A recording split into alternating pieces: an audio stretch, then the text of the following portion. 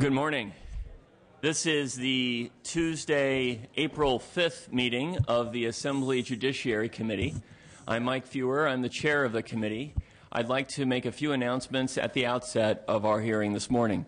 First of all, I want to re-welcome our returning colleague, Jim Silva, who is here making another appearance in place of our colleague, Jeff Gorell, who is serving our country in Afghanistan. Mr. Silva, it's always a pleasure to have you join our committee. May I say that it's... As I'll note, applause is a very nice thing, and Jim almost never gets it here, so that's a very nice thing for him.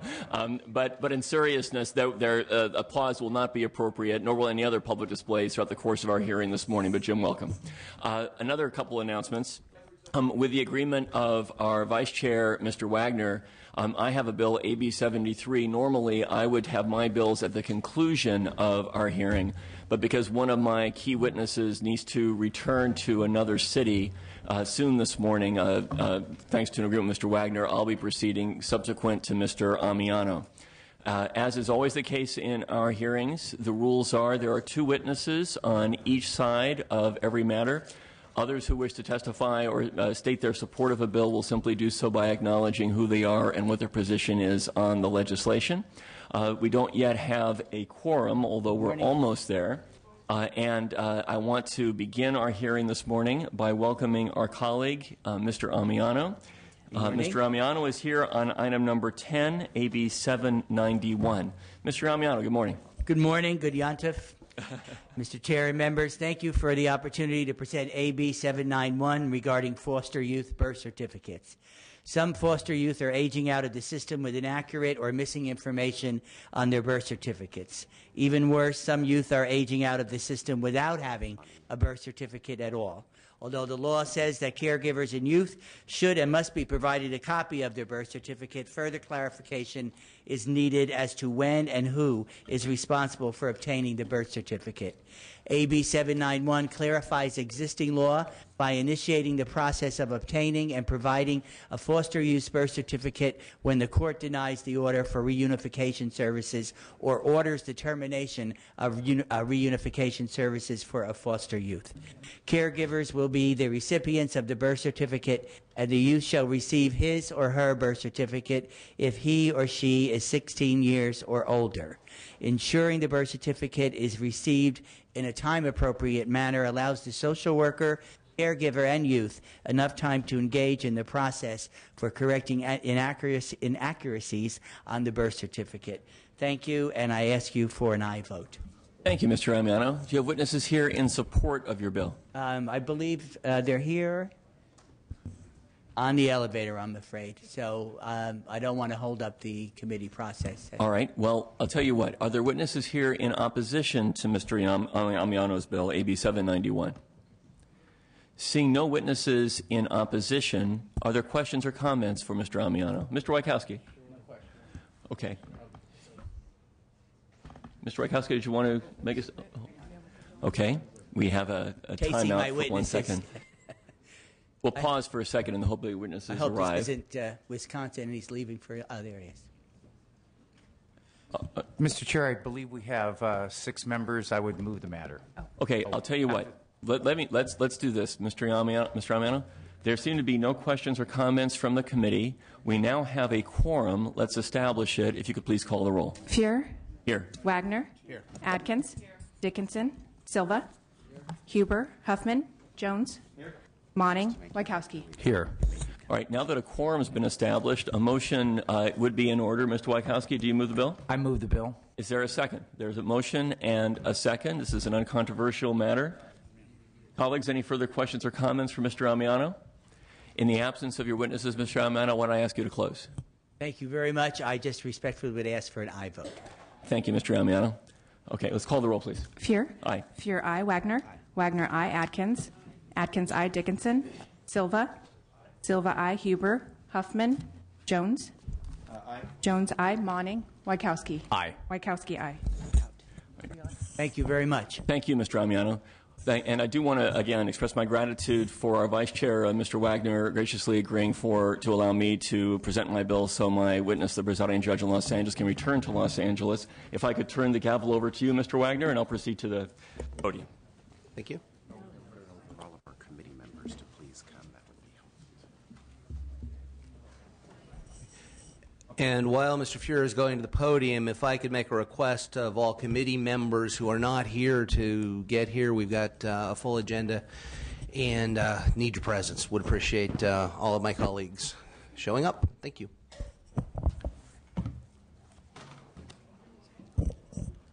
Which one? 73. Not have it in there. Yeah, no, I got it. Good morning, Mr. Chair. May I proceed? You may proceed. We're on item number 2, AB 73, Mr. Fuhrer. Thank you very much, Mr. Chair. Colleagues, I'm here on what has been described as one of the potentially most important bills on a key social issue that our legislature is going to grapple with this year. And it has to do with the kids in California who are perhaps our most vulnerable.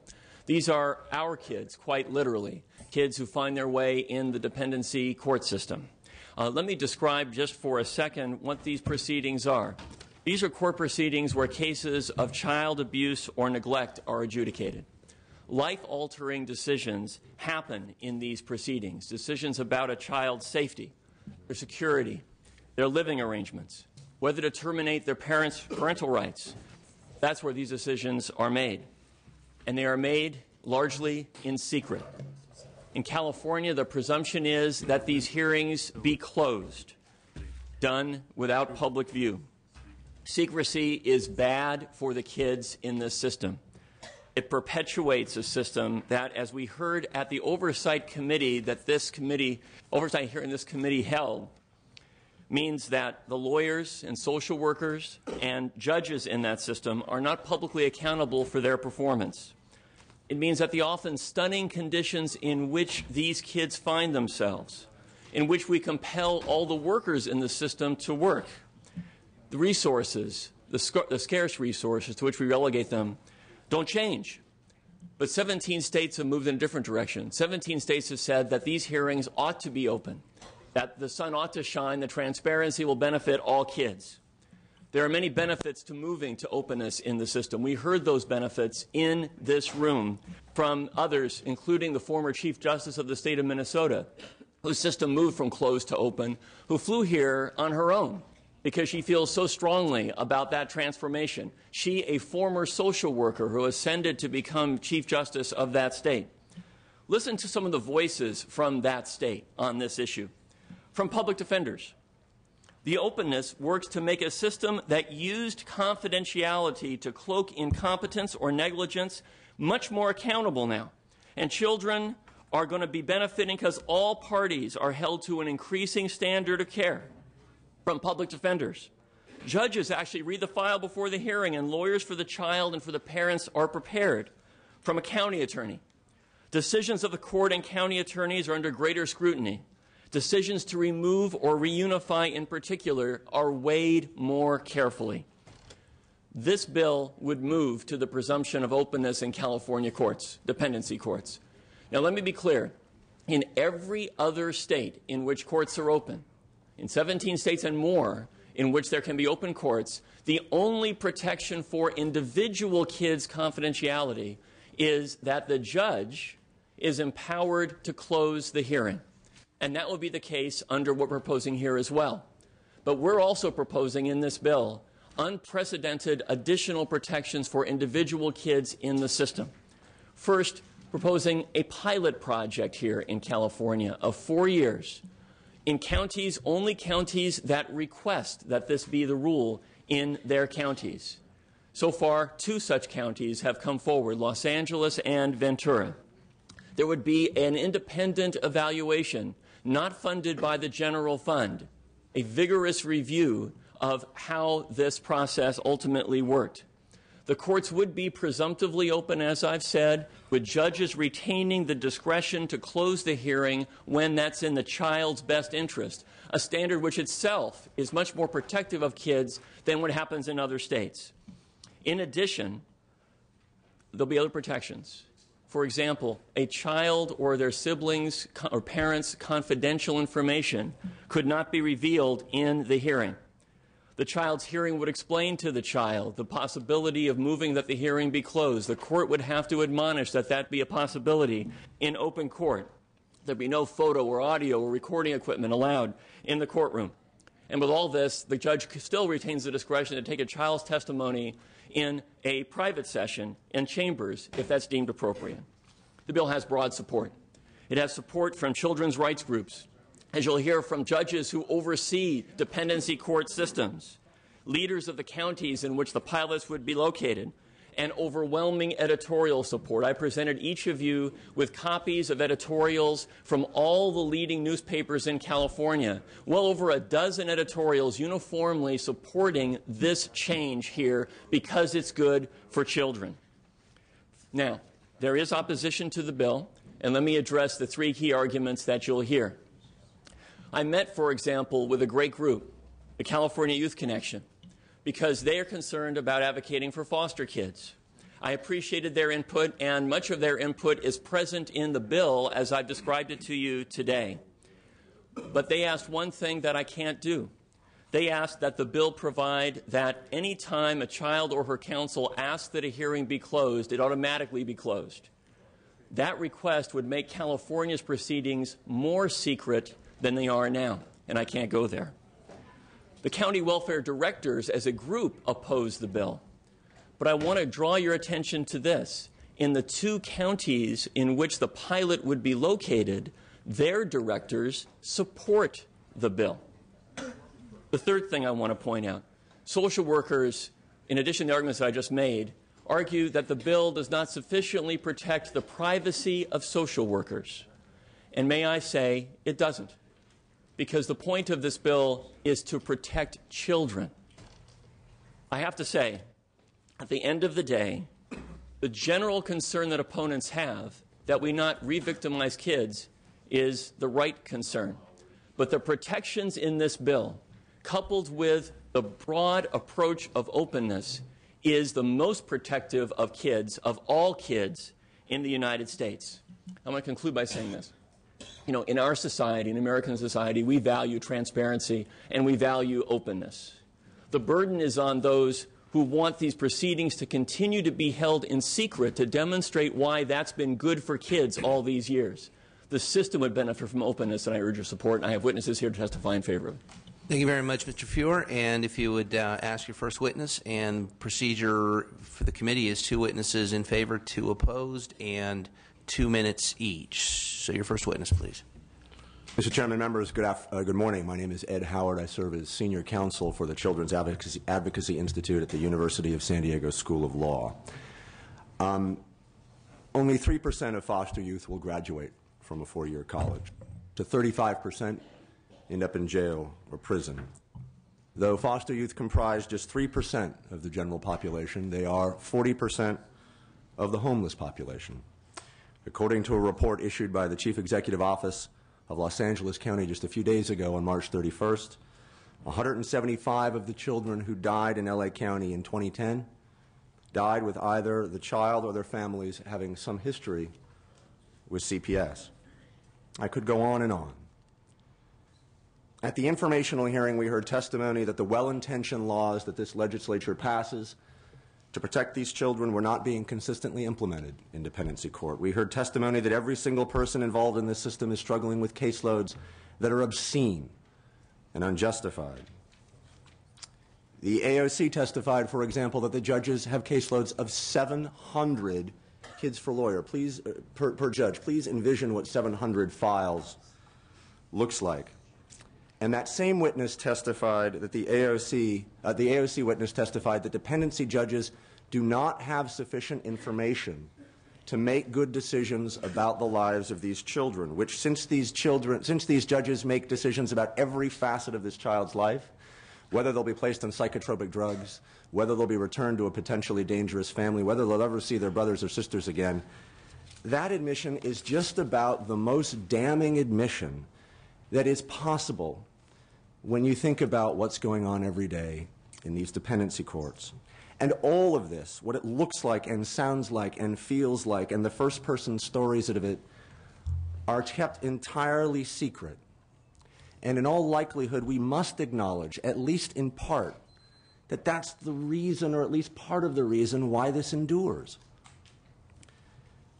Mr. Chairman and members, nobody has ever successfully reformed government by keeping voters and taxpayers ignorant of the most compelling stories revealing why reform and resources are urgently required. And this bill, in conclusion, this bill, with its many mandatory and unprecedented protections for children, its limited time frame, its requirement of a neutral and searching analysis, is a sensible effort to simply get the state out of the way and let the few counties that want to try it do so to the benefit of the children that we are grotesquely failing right now. We urgently urge your aye vote. Thank you, Mr. Howard. And your next witness, please, Mr. Fuhrer. Mr. Chair and members of the committee, good morning. My name is Michael Nash. I'm the presiding judge of the juvenile court in Los Angeles County. I've been a juvenile court judge since 1990 and the presiding judge for more than 10 years. You know, in the 21-plus years that I've been a juvenile court judge, I know that we have helped many people in our system, and it has improved quite a bit over the years.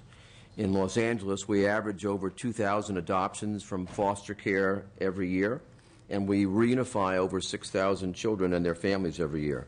There's a lot of good work that's being done by hardworking, dedicated people, and I believe that the public should have the opportunity and the ability to see it and be aware of it. But at the same time, there is still too much that is not good in our system. Too many families do not get reunified. We still see too many cases in the courts, too many children and families languishing in the system for too long, and I believe someone should want to know why. There are still too few dependency courts with huge dockets and not enough time to truly work with the families. There are still too many siblings being separated despite our comprehensive sibling laws in California. There are too many children shuffled between placements. There are too many children and parents not receiving the services they need, too many children moving from child welfare to juvenile justice, and too many youth aging out of the system every year to homelessness, hopelessness, and worse. I think that someone might want to see and ask why, and everyone ought to see and ask why, quite frankly. The public pays for this, and they should have the right and the opportunity to see it. They should have the right and the opportunity to see it and question the work of judges, yes, judges, lawyers, social workers, and others. They should have the right to see our child protection laws in action and even question the wisdom of some of them, or perhaps the lack of resources that we have been given to implement them. I submit to you that there is far more harm being done to children and families every day in our system that is shielded from public view than can ever be done by merely opening the doors to the courthouse. Thank you. Thank you, Your Honor. I appreciate your testimony. I will now ask, are there any other witnesses in support of the bill? There's a microphone set up back there. If you would come forward, give us your name and affiliation and testimony as to support for the bill.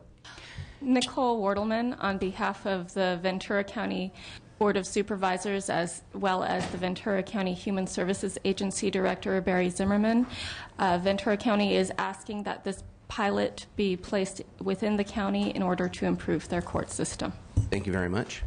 Other witnesses in support? Tracy Kenny on behalf of the Judicial Council. The Judicial Council has long and historically supported the presumptive openness of our juvenile dependency courts, and we look forward to piloting this approach and developing information so that California can join other states in providing open and transparent courts for this critical case type. Thank you. Mr. Chair, members, Alan Fernandez on behalf of the Los Angeles County Board of Supervisors in strong support of changing the presumption from closed to open. I do want to underscore in the analysis our position is noted as support in concept. That's merely because we're working with the author on some technical but we believe important amendments, but that should no way be construed to mean that we are not in strong support, and we would urge your aye vote on this measure. Support. Thank you. Mr. Chair, Jim Ewert of the California Newspaper Publishers Association in strong support. This model that is being proposed today is similar to the model the appellate courts use when these cases come to them. Got it. And you're in support. Thank you very much. Any others in support? Yeah. Go ahead. Good afternoon. Good morning. My name is Kevin Aslanian. I'm with the Coalition of California Welfare Rights Organizations, and I support this bill because I was raised in the Soviet Union where all the judiciaries were closed, and we believe in transparency and openness. Thank you. And it's a good thing to open the doors and let the sun shine in. Thank you. Thank you very much. Any others in support? If you would state your name and the organization and your support. No? Anyone else in support? All right, very well. And let me ask now, are there witnesses in opposition? And again, we will take testimony 2 minutes from two opponents and then hear from anyone else. This is testimony in opposition. Good morning, Mr. Chair and members. My name is Chantel Johnson, and I'm the representative of California Youth Connection, their legislative coordinator. I want to thank the author for allowing our members to meet with him on this bill. We obviously have concerns, as he so mentioned, and we believe that they were not addressed in the bill. I also want to thank Mr. Howard for telling you the ill effects of the foster care system and the outcomes of that our members and foster youth around the state face, because we know them too well because we live them. And we've taken an opposed and less amended position on this bill because while we believe that our youth do suffer ill outcomes while the system isn't funded to the level it is, that not protecting our privacy is not the way to go about this. Let me tell you just some of the things that happen in dependency court hearings. While it's different, I understand the arguments in favor because we want openness, but these are victims. These are children that have been removed from their home because they have been abused and neglected. It's not the same as being an open court because you have a traffic violation or if you've committed a crime. These are victims. You start dependency court hearings, and the hearings are around your abuse and neglect, and they so forward move because and other things such as behaviors because you're acting out, right? Let me just discuss some of the things that you talk about in dependency court hearings, some of the behaviors that a lot of foster youth face, such as bedwetting, acting out. They talk about your psychotropic meds. These are not things that should be open to the public and to the media. These are personal things that normal youth not in foster care get to deal with in the privacy of their own homes. So I really encourage you guys to read our letters, the only thing that we're asking, we understand that some of our youth actually would like open courts. Some of them feel that their parents have been taken advantage of. But to put youth in this type of scenario, to allow members of the public, to allow their business to be put in newspapers, to allow students maybe that want to bully them because they're different, to allow them into the courtroom to potentially put their information on the internet, that's not okay. And that's why we've taken opposition in this matter. Thank you. Thank you very much. Any other witnesses in opposition? Yes. Hello and good morning, chair members. My name is Eddie Yanes. I'm a member of CYC, California Youth Connections from Merced County. And basically, so CYC, a large majority of our youth believes that this should not be open to the public or media. A lot of things like Chantal has stated is issues that basically happen to our youth. We don't want our neighbors to know about it. We don't want our friends to know about our things that happen. I was moved and went through the system, court hearings a lot of times. I would not have been comfortable with people knowing, but I would have liked the choice to basically let the court hearings be open to my family, because I did believe that my mom was basically being discriminated or being she was intimidated by the courts. She never spoke. She just looked around and was lost. So I would have loved that choice, actually have her be able to have someone there to support her. So if you guys could basically look at it from the changes points, so we're the youth, we can decide. It's our choice. We want to be able to say, yes, I want to open, or no, I don't want to close. Where you guys as kids, at least give us that choice. Thank you. Thank you very much. And other witnesses in opposition, if you'd state your name, your affiliation, and whether you support or oppose. Maureen Pacheco. I'm with the Center for Juvenile Law and Policy and in opposition to the bill. I've been a child advocate for 25 years now, 23 years spent as a public defender in court every day representing children. Let me stop you. Typically, we get our two witnesses, and now I just need to hear whether you support or oppose and your position. So the next witness in opposition, please. My name is Keone. I'm a supporter for CYC and foster youth so far, and I'm opposed of the bill in many reasons because, I feel that if you are going to do that, we should have a choice because some hearings that I personally go to are not for everyone to hear. They disclose a lot of personal information that I really don't want everyone to know about. And so it also can be there because, there's a lot of bullying and stuff like that in schools. And say if someone from the school can go in, then that's one more thing they can, control you over. Okay. And personally, in court hearings, it's kind of do you want someone sitting there and all your friends are there and they're talking about your meds and your sexual activity and your where you live and how's things going? I personally don't want everyone to know about all that stuff. I think if you are going to do it, it should be a choice. You should have some kind of choice on whether or not that, yes, this one can be open, or I really want this one closed. Okay. Thank you very much for being here today and telling us how you feel about that. Thank you very much. Next. Liberty Sanchez on behalf of the California Public Defenders Association in strong opposition to this measure. Existing law provides the minors that are subject to these proceedings, the choice to allow them to be open. To re-traumatize a victim is unconscionable. Thank you. Other witnesses in opposition, please. Hi, Tia Orr on behalf of the Service Employees International Union. We represent the social workers statewide that deal with these cases day by day. And I just would like to add that our main and only concern is about the youth, and their testimony was key in that regard. Thank you. Thank you very much. Rebecca Gonzalez, National Association of Social Workers, California chapter. We also stand with the youth in opposition to this bill.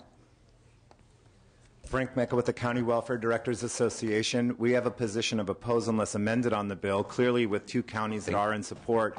The amendments align completely with the amendments requested by the California Youth Connection that we believe are not in the bill at present. Thank you very much. Other witnesses in opposition? Further witnesses in support or in opposition? Seeing none, Mr. Fury, you may close. Actually, are there any questions anybody has? has? Apologies. I can ask myself some questions if you'd like. Mr. Chairman? You are correct. Yeah. Questions? Mr. Silva. Yes. Thank you, Mr. Chairman. I apologize. I didn't get the name of the judge that's presiding judge of the Child's Court for Los Angeles. Michael Nash. If I could ask him a question? Yeah, sure. Your Honor, I just found out yesterday that I would be on this committee today, and I haven't had a chance to really research it. I did talk to Mr. Fuhrer about it, and I do have meetings scheduled with some judges in Orange County. Do you know your counterpart in Orange County? Well, there was just in the last several months, a change in the presiding judgeship of Orange County, so I'm not quite sure who's there now. I only know his first name, Doug. I don't know. I can't pronounce his last name. Okay. If there's any way that you might be able to have a conversation with him prior to my meeting with him, I'd appreciate it. I can do that. Okay. Thank you very much. Thank you, Mr. Silva. Mr. Dickinson. Thank you, Mr. Chair. Mr. Fuhrer, in looking at some of the commentary of expressing concerns about the bill, one of the points that's raised is a concern that if a motion is made to close the hearing, then the facts supporting the motion would ostensibly or be heard in public, which could be prejudicial to the interests of the child and undercut an ultimate determination that the hearing be closed, because the issues of concern would be publicly aired through arguing the motion. I wondered if it makes any sense to allow a motion to be heard in a closed session that, on its face, may allege facts that could be prejudicial. I assume there'd be a written motion submitted first for an oral argument. You know, I just, for what it's worth, I just turned to Judge Nash, who oversees all the dependency courts in Los Angeles, and asked, is there any issue associated with having such motions be heard privately if that's the request of the moving party. And the answer is that I don't think it's an issue. And if it's important, we can certainly look at changing the bill as the bill moves forward to reflect an amendment to that effect. Mr. Nash? Yeah, I don't have a problem with that. I appreciate the judge's response. I don't know what the practice is in the other 57 counties, right. So it might just be something worth considering. I think it's a worthwhile consideration, and that's what these committees are for, is to offer such. So I appreciate it. Thank you. Thank you. Mr. Monning. Thank you, Mr. Chair, and thank you, Mr. Chair, for bringing this forward. I just want to acknowledge your hard work, the passion of proponents, as well as the concerns of opponents. And I think you've given us a very fair hearing, not just today, but the prior informational hearing. I do have just kind of a looking forward question. My understanding is that this would establish voluntary pilot programs. Is that correct? Correct. And the counties would have to opt in to be part of the pilot. Correct. And funding would have to be found somewhere other than the general fund of the state of California. What happens when the pilot program is complete? Does the bill speak toward beyond the pilot program? The bill has a hard sunset. The approach of openness would have to be reinstituted by the state legislature following the receipt of a comprehensive evaluation of the effectiveness of the program. And the pilot is projected to? The pilot is projected for 4 years under the bill with a 5-year sunset. The pilot is triggered by the provision of funds. And obviously, as the bill moves forward, it's my job, because I've chosen to write the bill in such a way that the bill takes effect only upon the receipt or the affirmation that there are private funds available for the independent evaluation of the program. And so there's 4 years from that date, hard sunset of 5 years. Thank you. Seeing no further questions, I have a quick one, and perhaps it's best addressed to Judge Nash. We heard a young man testify very passionately and eloquently about the need to keep these hearings closed, the need to keep from friends and from the newspapers intimate details. And I guess my question is, as a practical matter, how serious a concern is that? How often are the newspapers really there, or friends really in the courtroom? As a practical matter, is that a problem? As a practical matter, the experience elsewhere, and of course our own experience here in California, is that no, the newspapers are not there every day. I mean, they pick and choose when they want to be in court, typically when it's in a more sensational manner. In terms of other people being present in court, I certainly can attest to the fact in Los Angeles it's very common for people who, whether it's relatives, extended, family, friends, and so forth, are frequently in court, and they're usually there in a supportive way. And our courts have been very liberal in letting those folks in court, feeling that they do have a legitimate interest in the child and a legitimate interest in being there, which is what the statute says. So I don't think it's at least from our perspective in Los Angeles, I don't think you're going to see a major change in the way we do business for most of the people that come to court, and I think that's been the experience elsewhere. Mm-hmm. If it isn't going to be a major change, then what is, in your mind, the biggest benefit of this law? Well, the fact of the matter is, if you wanted to come to court, okay, you can't just walk in the door without the judge's permission. If you want to see your laws in action, you've got to get the judge's permission to do that. If there's somebody else who has an interest in being there, they've got to get the judge's permission. We get to pick and choose who gets to be there and see what we're doing. We can cherry pick that. And quite frankly, I think it ought to be open for everybody and anyone to see, because I think it's human nature that we do better when there are people watching us. And that's the way and because of the problems in this system, I think there needs to be more folks watching what we're doing and commenting on what we're doing and complaining to you about what we're doing so that perhaps you can take action about what we're doing. Thank you very much. Ms. Adkins. Thank you. Mr. Wagner, just to follow along a question, what about the reverse of that? I'm not familiar with these proceedings.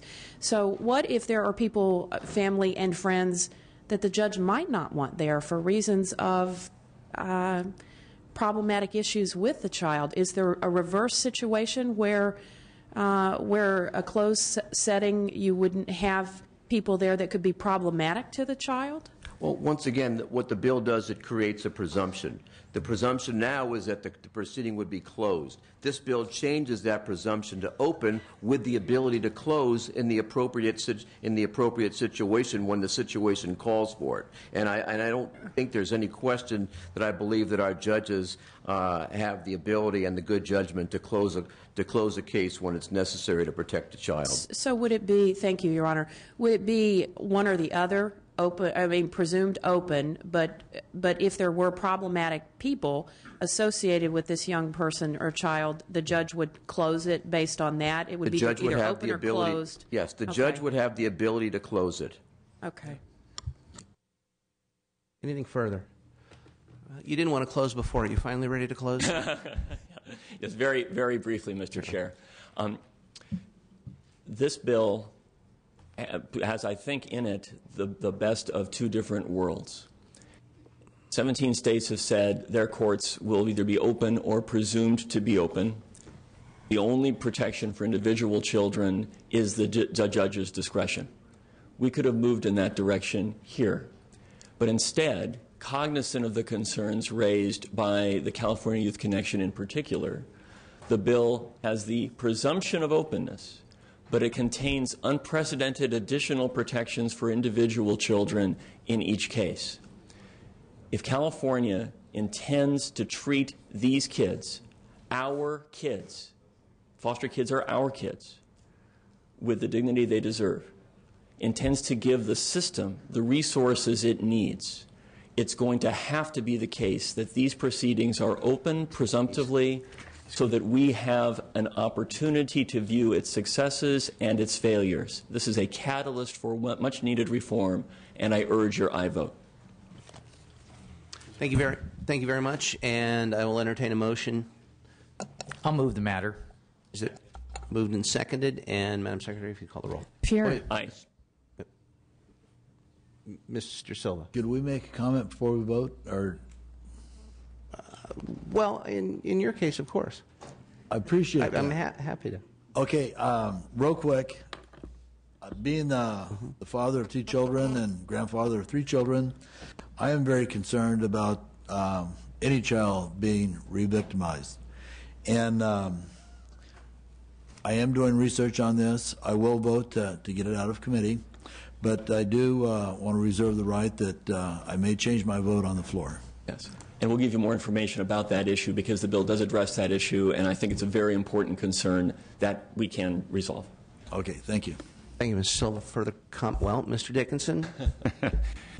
I do want to just underscore that we approach our public responsibilities in terms of the conduct of government with the expectation that proceedings will be open.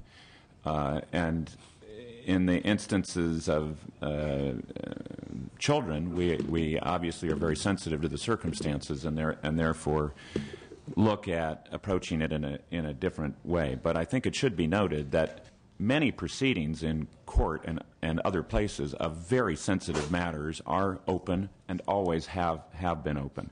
I think the key here to me is that we have an adequate approach to safeguarding the interests of the children in those cases where the circumstances suggest that there might be undue prejudice or harm to a child by virtue of the proceedings being open. But I also think the pilot project, along with the experience in other states, coupled with a vigorous evaluation of this, gives us the opportunity to see exactly what the results are here. And I'm very confident what the outcome will be, and I don't think that it will harm children in the long run. I think it will help children and families. Sir, further comments? Madam Secretary, call the roll, please. Fear. Aye. Fear, aye. Wagner. Aye. Wagner, aye. Adkins. Adkins, aye. Dickinson. Aye. Dickinson, aye. Silva. Aye. Silva, aye. Huber. Aye. Huber, aye. Huffman. Jones. Aye. Jones, aye. Monning. Aye. Monning, aye. Wachowski. Aye. Wachowski, aye. Thank you, Mr. Chair, colleagues. That bill is out. Thank you, Mr. Fuhr. Right. I'll let Mike have again.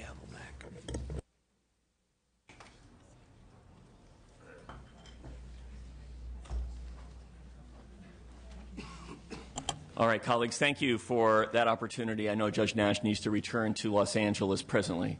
So now we'll turn to AB 26, item number 1, from Mr. Donnelly.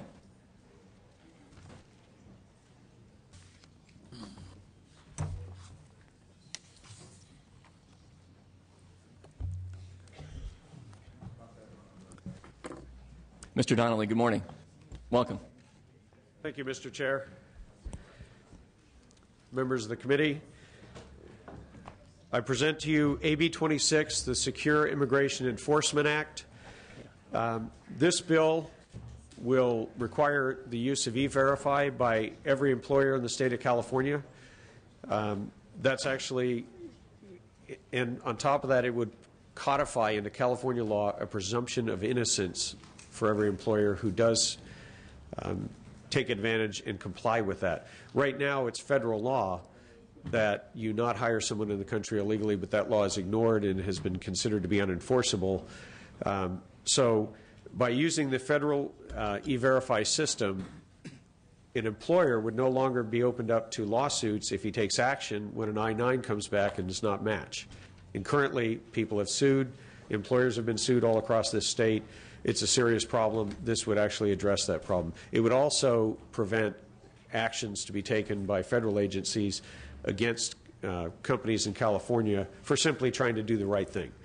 The bill also addresses sanctuary cities. You guys have heard about sanctuary cities. Right here in San Francisco, we had 3 members of one family murdered, the Bologna family. It caused San Francisco to take a serious look at their sanctuary policy.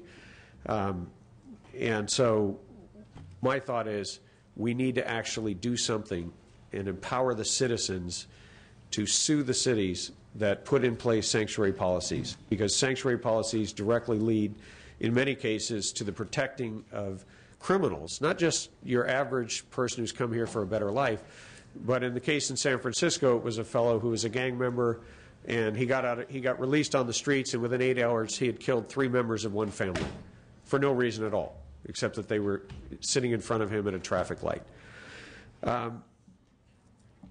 There's another component to this bill where we require that an enhancement to life in prison for anyone who is caught trafficking minors into the sex trade in our state. There's been an epidemic of children being sold on our streets as prostitutes, being sold into the sex trade to sick, twisted individuals. And this doesn't just happen in cross-border traffic from Mexico, but it also happens where people are flown into our state from Asia, where they're kidnapped off the streets. And my bill actually does not preclude that. So if they are caught in the state of California selling minors into the sex trade, they would automatically get life in prison. My bill also makes it a felony to smuggle anyone into the United States illegally. And it further makes it a misdemeanor to be in the state of California illegally. And, you know, I know that some people consider that to be controversial. It's actually simply a codification of federal law at the state level. The last component is that it would add 10 years to already tough rape laws for any coyote who smuggles a woman across the border and, as part of the cost of bringing her here, rapes her. And that is a common practice. It is a horrific practice. It is used to intimidate people into essentially accepting whatever the coyotes want. And in many cases, the coyotes will sell the women to a labor broker because they can't pay the $1,500 that it takes to get here, to get the so-called better life they've been promised. And they wind up not ever being able to pay off the principal because they operate like loan sharks. So here you have someone who came here for a better life, who thinks they're going to get a job, but that job comes with nothing. It's a nightmare. They never get ahead because they can never pay off the original $1,500 debt, and they wind up, in many cases, in the sex trade once again because they just can't make enough money. So I think it is critically important that we in the state of California stop hiding from an issue that people are too scared to talk about in this body. Whether you agree with me or disagree with me is irrelevant. What is happening in our state is one of the greatest moral tragedies. We've had 35,000 people killed in the drug war just south of us. That violence is not just spilling over into our state, or might be spilling over. That violence has now taken over our national forests. That violence is now on our streets with gang violence, where the vast majority of gang members are here illegally. This bill will begin to address that by when people are arrested or when they're stopped, we can actually check their immigration status and use that as a tool to remove dangerous criminals from our society. I have a witness. Jose Rossi is an immigrant. For the past 20 years, he's worked as a prosecutor and, among other things, has developed domestic violence education programs for the Latino community. Thank you, Mr. Donnelly, for your presentation. Your first witness. Thank you. Good morning. Good morning. I support AB 26 because I care about California and because I care for victims of crimes. As a prosecutor, I have seen firsthand the human toll and economic effect of crimes committed by illegal aliens in the state of California. The crimes run the gamut from DUIs to murders, drug trafficking to spousal abuse. Today, in California, every aspect of the drug traffic is controlled by the Mexican cartels by using illegal immigrants. By far, the principal victims of the crimes committed by illegal immigrants is the Latino community, like myself. People like 29-year-old Sandra, who was gunned down in her own bedroom by her illegal immigrant boyfriend, shot in the face with a .38 caliber revolver. Illegal immigrants commit a disproportionate number of the crimes in areas such as spousal abuse, where their Latina or Latino partners and children suffer the consequences. Consider these facts. In 2008, there were an estimated 12 million illegal immigrants in the United States, 2.7 to 3 million illegal immigrants in California alone. 73 to 89% of the illegal immigrants in California came from Mexico. 47% live in households consisting of couples with children, averaging 4 children per couple. 73% of those children are born in the United States. They're American citizens. In California, we have 3 million illegal immigrants plus 9 million dependent children of illegal immigrants. The economic effect of crimes committed in California by illegal immigrants run in the billions. Ladies and gentlemen, as you know, California is broke. We can't afford to continue with the status quo. We need change. That's why I support AB 26. Thank you for your testimony, sir. Next witness in support of the bill. Hello. My name is John Clark, and I'm here on behalf of my wife, Lillian Zuniga. She's a Latina immigrant. And these are my boys, Samuel and Jake. She lost both of her legs to an illegal immigrant drunk driver. We were just put the boys, they were 3 and 6 years old at the time, into our car right in front of our house, residential neighborhood. And she was tending to something in the back trunk. And I heard a car roaring down the street, and I turned just at the last moment, and I started running to the car, but it was too late. He was going 50 miles an hour, and he just smashed her into the trunk and pinned her in there. It was the most gory thing I've ever seen in my life. The boys were there. They saw it too. They were injured in the accident as well. You know, when it was all going on, you know, I had the kids, I had her, I had all this going on, and the drunk driver that did it was trying to start his car. He looked directly into my eyes, and he was trying to start it, and he'd get it a little started, and I'm trying to tend to them, and he finally got it started, and he pulled away, and she fell to the ground with a thud, and she groaned, and I thought she was dead.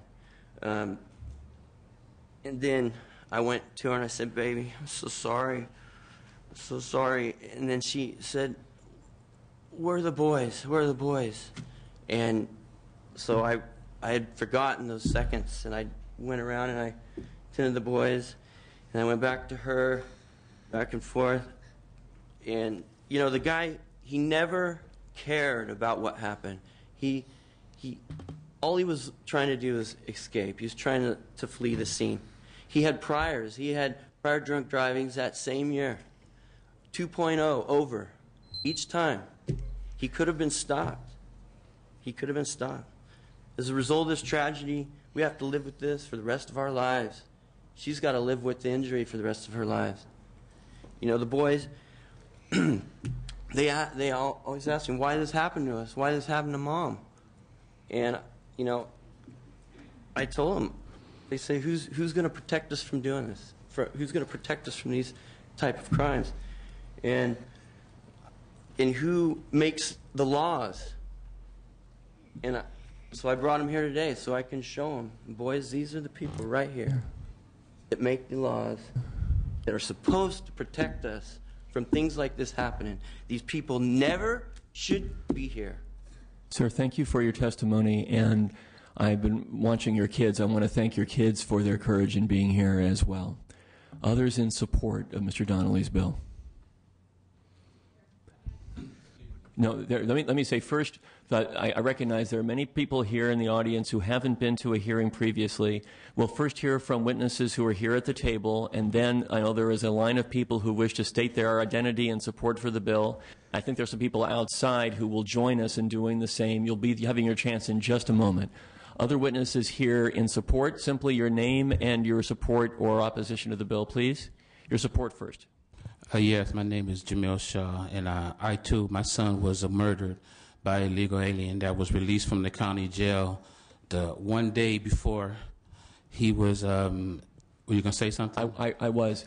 I am deeply sorry for your loss, and I respect the fact that you're here, but we're at the stage where people simply state their identity and their support for the bill. So if you could please do that, and we'll move to the next person who wishes to do the same, please. My name is Jamil Shaw, and I support AB 26. Thank you, sir. Next witness in support of the bill.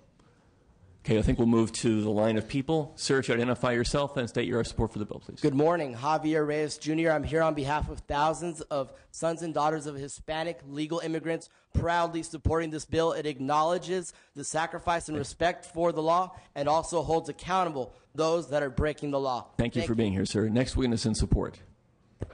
Good morning, members. My name is Pablo Cibaja. I'm the Legislative Director for Capital Resource Institute, and we are in support of AB 26, and we believe that federal law should be strictly adhered to. Thank you. Good morning, committee meeting. My name is Ronald M. Tunak, Jr. Please look at my face. I am not a Filipino American. I am an American. Thank you, sir. My name is Dennis Earl Allen. I'm a lifelong resident of California, and I support AB 26. And I'm also a Native American who brings to you from the Tea Party Nation a request that you consider moving this bill on. Thank you. Next witness in support. My name is Fred Ludeman, and I'm a decades-long citizen of this once great state, and I am totally in support of AB 26. Thank you. Elenia Helmand-Toller, Responsible Citizens of California, and I'm also Native American, and I support this bill. Thank you. Heather Goss, I'm leader of the East Bay Tea Party, and I support the AB 26 bill. Thank you. I'm Esther Weens. Resident of Danville, California. Been here all my life. I have a document here I would like to submit and to each of you. I understand you don't want me to take the time to go through it, but I would appreciate it if you would look at the highlights on it. It substantiates a lot of the facts that you've heard here Thank you. today. We'll have the sergeant receive that from you and distribute it to members of the committee. Thank you for being here. Next witness in support. Dave Taylor of the East Bay Tea Party, and I support AB 26 for all the previous reasons. Thank you. Jeff Oliver, illegalimmigration.crisis.com. I support AB 26. And I'm amazed that we have to be here because our government has failed to take care of this problem for over 30 years. Thank you. Hello, I'm Matt Heavey. I support AB 26. Hope that it proceeds on to the next step. Thank you. Thank you. Pam Farley with the East Bay Tea Party, and I as well support AB 26. Pat Jones from the Chico Tea Party, and I support AB 26. And thank you very much, Mr. Donnelly. Allison Olson, legislative advocate for the California Federation of Republican Women, and we stand in support of this measure. Thank you. Raymond Herrera, founder and president of We the People, California's Crusader. I am an American carpenter who lost his place in this society. My children have now suffered the wrath that I suffered in their lifetime. They're only 15 to 21. My name's Robin Vidston, and I support this bill in the name of the many murdered law officers by illegal aliens. Border Patrol agent Robert Rosas, killed by illegal aliens in California. Border Patrol agent Brian Terry, killed by illegal aliens in Arizona. Officer David March, killed by illegal aliens in the LA area. And of course, Jamil Shah's son, killed by illegal aliens. Thank you for your testimony. Thank you. Terry Moss, Minutemen, and I support AB 26. Thank you. Michael McKenzie for the Minuteman Corps of California. I support AB 26, and I know that portions of it are severable, but I would like to have it go forward as a whole. But I would like to quote Tom McClintock as regarding sanctuary cities. Thank you. Okay. Good morning, Candy Hanley from Southern California. I strongly support AB 26. Thank you. Edward W. Gross, Crestline, California.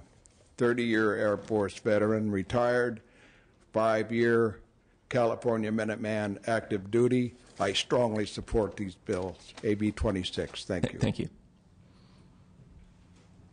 Hello, my name is Janet Nelson. I'm in the 59th District. I'm with the Lake Arrow Community's Republican Women. I strongly support AB 26 so that California can enforce the laws the federal government refuses to enforce. Thank you. My name is Janice Wilhelmsen. I support Tim Donnelly, AB 26 and AB 1018. Thank you. Thank you. Morning, Michael A. Jones, 38-year union carpenter, Golden Gate Minutemen. I support AB 26. Steve Kemp, Hayward, California, businessman, and I support AB 26. Thank you. And I'm with the Tea Party. I support the whole thing, and I don't know what's taking so long to get this here and get it passed. Thank you, sir. I hope that you agree with that. My name is Fran Wormer-Skirschen. I'm president of the Lake Arrowhead Republican Women, and I feel I must support AB 26 and 1018. Thank you. I lived on the border. Thank you. Good morning, Jack Weir, serving on the Pleasant Hill City Council, speaking as a private citizen, strongly in support of this measure. Thank you. My name is Wayne Williams. I live in Sacramento. I'm a committed American, and I strongly support this bill. Jim Ricketts with the Independence Caucus, and we strongly support both Assemblyman Donnelly and AB 26. My name is Dan Catania. I'm co-founder of Tea Party United. 4 years ago, I had to go to Los Angeles and bury an 18-year-old girl that was murdered on the streets of Los Angeles by a person that came across this border, was in this state less than 3 weeks, could not speak a word of English. The drive-by shooter was trying to make his bones in a gang in Los Angeles. A few weeks after that, to intimidate the eyewitnesses, classmates of this 18-year-old, they took one of the eyewitnesses, put him on the front lawn of the mother's home, and executed him on the mother's front lawn. I strongly support Assemblyman Donnelly, and I strongly support this bill, AB 26. We need to protect our borders and protect our children. Thank you, sir. Remember the words of Abraham Lincoln. The enemy within will destroy this nation. If we do not protect this nation, it is the enemies within that will destroy it. Thank you. Next witness.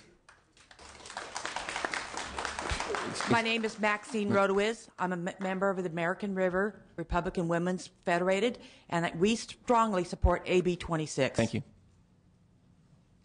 Bonnie Parrott. I represent We the People. My father was a legal immigrant, and I support what you're doing. Thank you. Yes, my name is Mike Boyle, California taxpayer, and I support this bill. This bill is not about race. It is about the role of law. Thank you, sir. And thank you. Peter Kazak. I'm with NorCal Tea Party Patriots, and I urge your aye vote on AB 26. Thank you. Ron Davis with the Tea Party from Modesto, and for the benefit of everyone's safety and the economic impact, I support AB 26. I'm Jan Etheridge from Modesto Tea Party Patriots, and we strongly support AB 26. My name is Alexandros Aliferis, as a son of legal immigrants, and I come from the Lodi Citizens of Action, and I come from Huber's district. I fully support AB 26, and I do live in an area in Lodi where there's a lot of problems from illegal immigration. Thank you, sir. Good morning. I'm William Gifford from Sonoma County, and I'd like to encourage your aye vote on today's issue. Thank you very much. Thank you. Kim Paragoris with Lodi Citizens in Action, and I strongly support AB 26 and Tim Donnelly in his actions. My name is Linda Gooden. I'm also from Lodi Citizens in Action, and I also support AB 26. Thank you. My name is Lori Wallace. I'm a citizen from Stockton, and the unemployed very much so support AB 26. My name is Kenneth Erkson, and supporting AB 26 is a no-brainer. Thank you. Good morning. I'm Anna McBride from Palm Desert. I'm also a Minuteman. I wholeheartedly support this bill. I respect the law. I obey the laws. Thank you. I know there are consequences if I don't. Thank you. Thank you. My name is George Bradshaw, Minuteman. I retired from the federal government also. And I do like to go fishing and hunting. And Sir. A lot of us are afraid now because Sir, thank you for your stating your support. that are taking over our country. My name is Rebecca Otwell. I was born in San Diego and lived in California my whole life. I am here to represent the Victor Valley Republican Club and the Women's Federated in the Victor Valley. And please support AB 26. Thank you. Thank you, ma'am. I'm a business person, and the taxpayers are moving away. Ma'am, They're thank you for your voting testimony. with their feet. Thank you. My name is Megan Chakrabauer. I'm with the NorCal Tea Party Patriots, and I absolutely support AB 26. Hi, I'm Patty Chakrabauer. I'm also a member of the Northern California Tea Party Patriots. And on behalf of my children and yours, I strongly support AB 26. Good morning. I am Reverend Laurel Tower from Chico. I'm here to represent the Chico Tea Party as well as being chaplain for the Republican women, and we all very much support your efforts and hope that you will pass this bill. Thank you. My name is Chanel, and the name of my organization I'm representing is Blacks in Sanctuary States. There's 60% unemployment in the black community. Thank you, Mr. Donnelly, for helping us and standing up. Please, next witness, please. I'm Davi Rodriguez from Save Our State, and we, on behalf of all of our associates of Save Our State, we support this bill. Thank I'd also you. like to point out that the controls on immigration were democratically enacted, sir. and people that subvert those are thank you. subverting democracy. Thank you. Next witness, You're please. welcome. Next witness, please. Hello, my name is Claudia Taylor, and I am from Auburn, and I'm with the NorCal Tea Party Patriots, and I strongly urge you to vote yes in support of AB 26. I'm Thank a you. taxpayer, and I want others who work to be taxpayers, too. Thank you. Florence Sirk. I represent the Slavic American community here, all legal immigrants. And it's time to take care of the American people, and I support AB 26. Thank you, sir. Hi, my name is Jessica Hanley. I'm a registered nurse, and I'm in support of this bill due to the enormous healthcare savings we would have by not treating these illegal patients. Thank you. Next witness in support. My name's Camille Hald. I'm a teacher of English to foreigners who quit because I won't teach illegals anymore, and I'd rather house clean and listen to a political podcast and stay informed and hope America will stand up unified as Americans that speak Thank you. English. May I just say, for what it's worth, I really appreciate the fact that so many people are taking the notion of being engaged seriously and being here, but no applause, please. That is not part of our proceedings. Please. I'm Judy Kaler. I'm a daughter of an immigrant. I have a son-in-law who is an immigrant, both legal, and I support the bill, and I'm also a member of the Tea Party, and thank you very much for introducing it. My name is James Stedman, and I represent the Jamil Shaw family. I would like to see the instatement of AB 26 with a guest worker program providing only limited public access to the workers and no issue of driver's licenses. Sir, thank you. Jennifer Jordan here with the Shaw family from the Ventura County Tea Party. I support this bill. Thank you. I'm Cheryl Lapham. I'm a Tea Party organizer and a business owner in San Bernardino County. I strongly support AB 26, and I thank you, Assemblyman Donnelly, for bringing it to the committee. I'm John Larmer of Sutter Butte's Tea Party. Illegal immigration contributes to problems of budget, unemployment, and crime, and I strongly urge that it be passed. Thank you. I'm Mel Wynn. I'm a member of the NorCal Tea Party, and I strongly support this bill.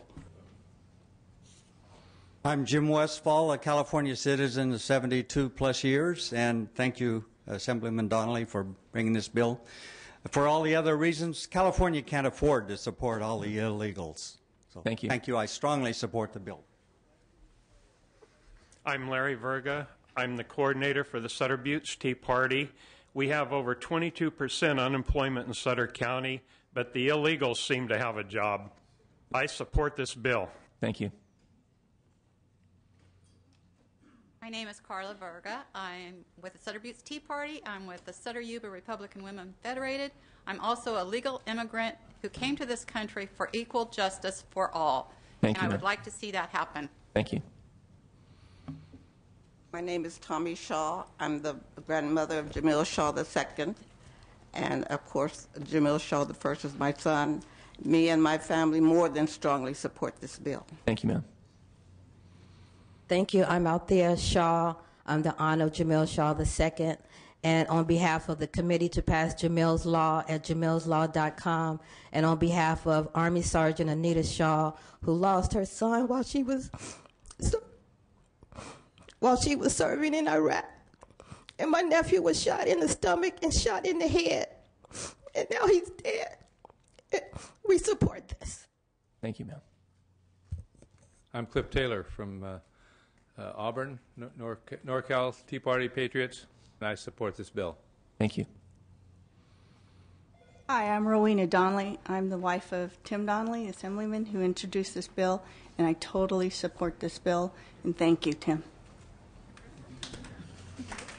Mr. Donnelly, I think that may be the first time that this sort of spousal support emerged in this committee, so thank you very much.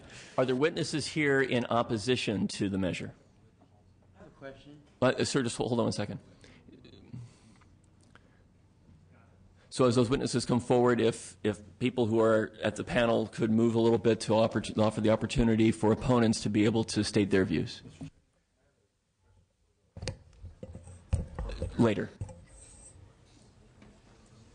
Mr. Jones, will be a significant opportunity for that as soon as the opposition witnesses have their opportunity to speak.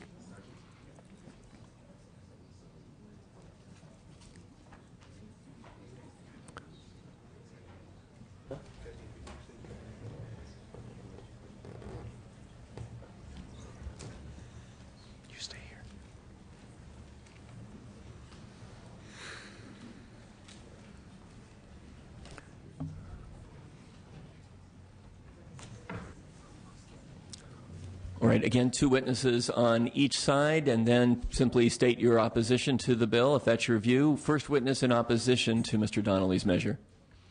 Mr. Chairman, members, Dan Filizzato on behalf of the Los Angeles County District Attorney's Office. We're opposed to AB 26. As drafted, AB 26 would require a district attorney to investigate any report of a business that is potentially employing an undocumented immigrant. Under current law, the district attorney is not mandated to investigate any crimes. District attorneys are granted the freedom and the discretion to investigate those crimes that are deemed most serious and violent in their communities. The primary responsibility of a district attorney is the investigation of serious and violent felonies. Because AB 26 would create what amounts to a labor code misdemeanor, the statute of limitations is only 1 year.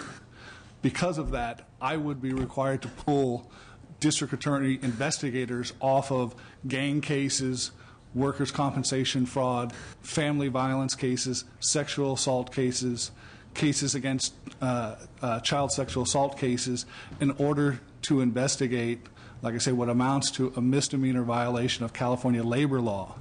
In Los Angeles County, we are vastly underfunded in terms of both our prosecutorial and investigative resources, and our office does not believe that this would be the best use of our limited resources, and for those reasons we respectfully have to oppose. Thank you. Next witness in opposition, please. Mr.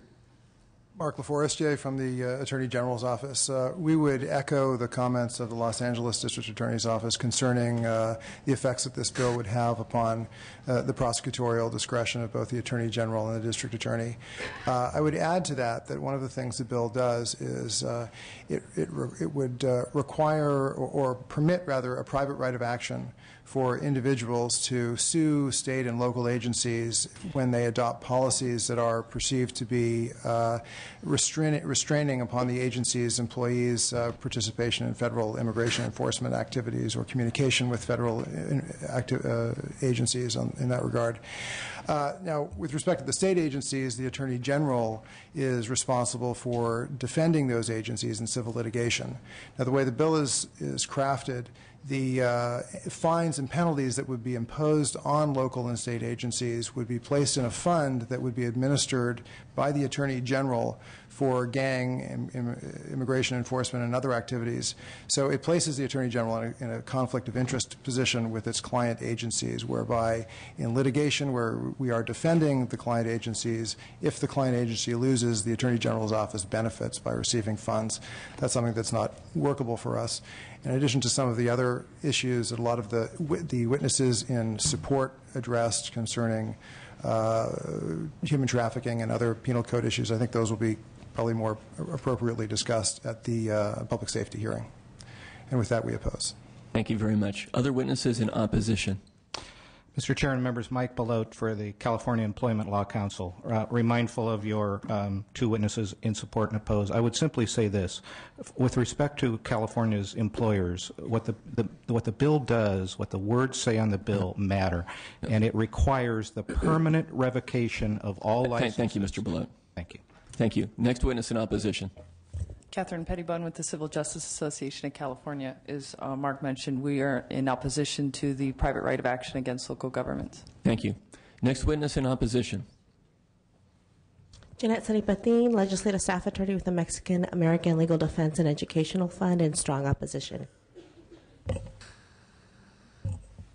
Alberto Gonzalez, statewide policy advocate for the California Immigrant Policy Center, in opposition to AB 26. Thank you.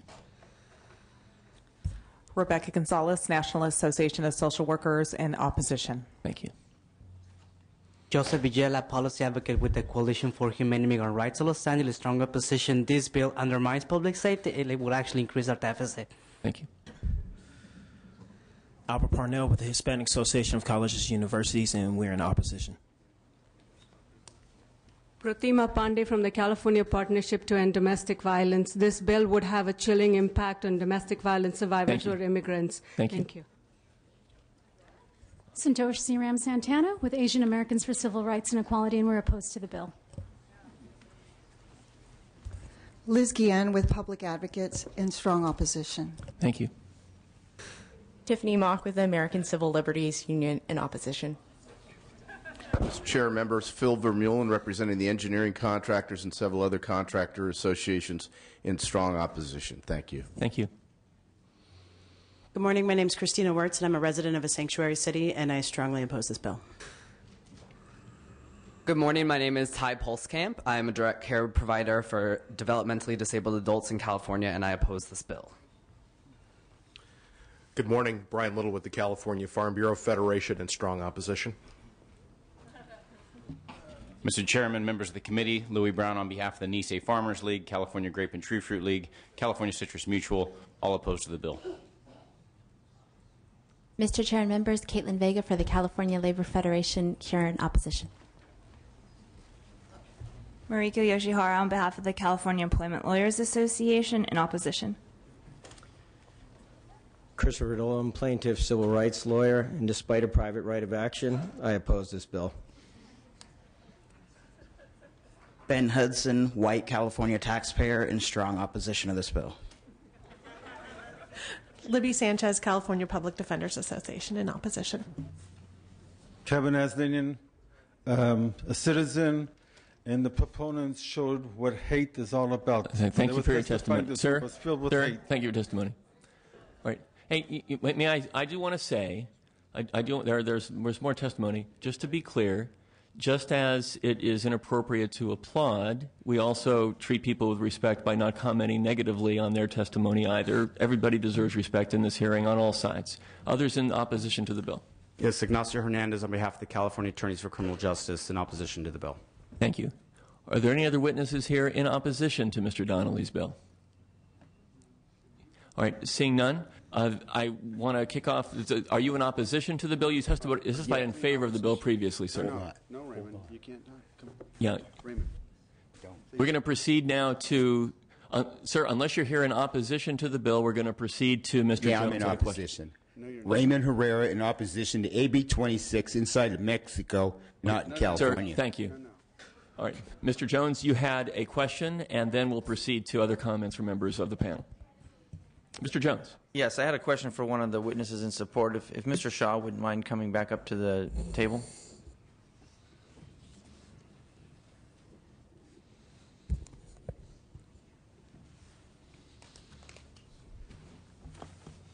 Mr. Jones. Mr. Shaw, I apologize for bringing it back up, but in my research for this bill, I was researching the story of your son, and I would like to hear more about, from your perspective, your son's story, please. Yes, my son, Jamil Shaw II, 17 years old. He was a junior at LA High School. We spent a lot of time since he was 2 kids' age. We did a lot of work, you know. I tried to keep him out of trouble. We spent the whole, since he was 5 up to 17. I coached every Little League team he had. I really wanted to give him a good life, and I figured when he was born that, you know, I didn't have any money, so I had to get him to college. So I worked hard. He worked hard. He was, we did all the Little League from 5 to 17. He was MVP 3 years in a row at his high school, Player of the Year, All-City.